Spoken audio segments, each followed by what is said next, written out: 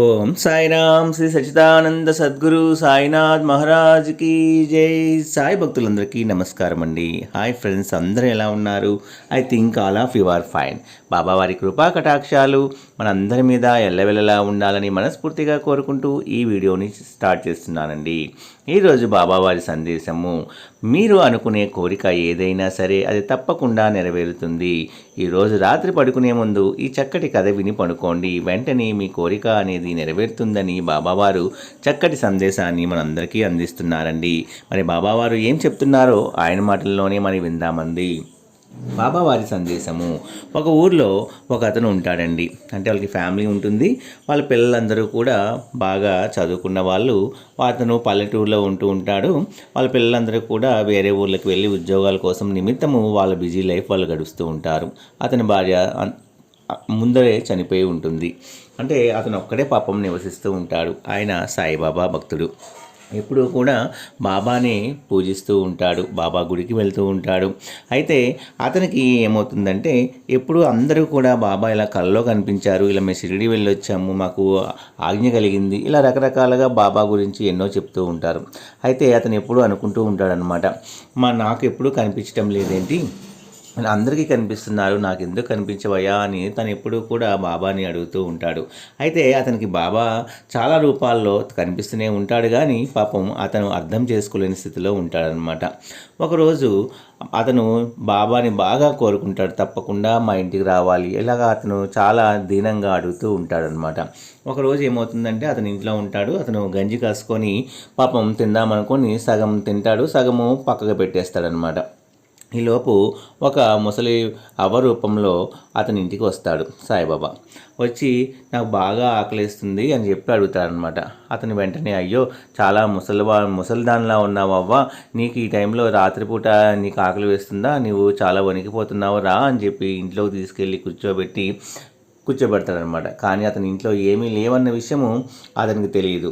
అతను కాసుకున్న గంజి ఒకటే ఉంది, కానీ వేరేవి ఏమీ కూడా పెట్టడానికి లేవు. అతనికి ఏం చేయాలో అర్థం కాదు. కానీ అవ్వ బాగా వణికిపోతూ ఆకలిస్తుంది అంటుంది కాబట్టి అతను ఎంగిలి చేసిన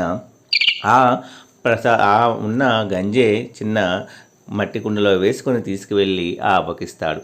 ఆ అవ్వ ఆ మట్టి కుండలో ఉన్నదంతా కూడా తాగేసి, అమ్మయ్య నా ఆకలి తీర్చావు, నాకు చాలా మంచిగా చూసుకున్నావు, నన్ను ఇలా పిలిచి మరీ పెట్టావు అని చెప్పి అతన్ని బాగా మంచిగా మాటలతో అతన్ని మురిపిస్తుంది.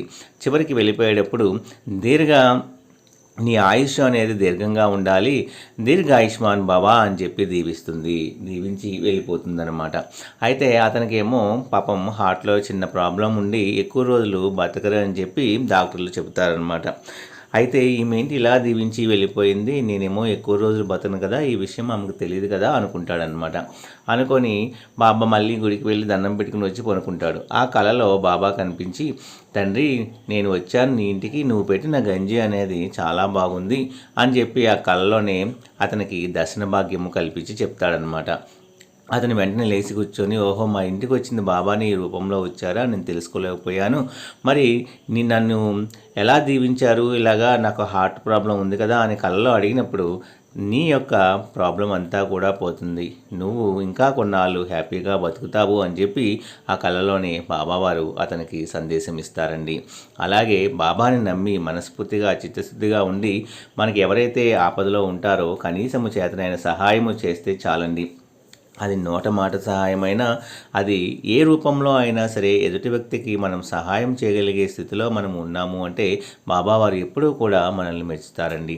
మనం అడిగే కోరిక ఏదైతే ఉంటుందో అది తప్పకుండా బాబావారు తీరుస్తారండి.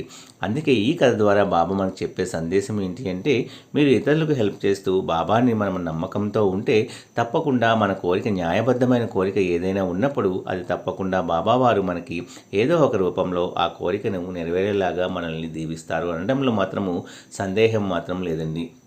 కనుకని ఈ వీడియోని ఎవరైతే అందుకుంటారో వాళ్ళు ఏ కోరికతో అయితే సతమతమవుతున్నారో అది నెరవేరటం లేదని బాధపడుతూ ఉంటారో వాళ్ళ కోరిక బాబావారు ఏం చెప్తున్నారంటే మీ కోరిక తప్పకుండా నెరవేరుతుంది, ధైర్యంగా ఉండండి.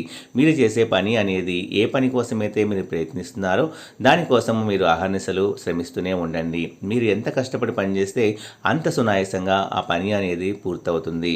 నమ్మకం లేకుండా సగంలో వదిలివేయవద్దు. మీరు అనుకునే పని తప్పకుండా పూర్తవుతుందని ఈ కథ ద్వారా బాబావారు మనందరికీ తెలియజేస్తున్నారండి. సర్వే జన సుఖినో భవంతు.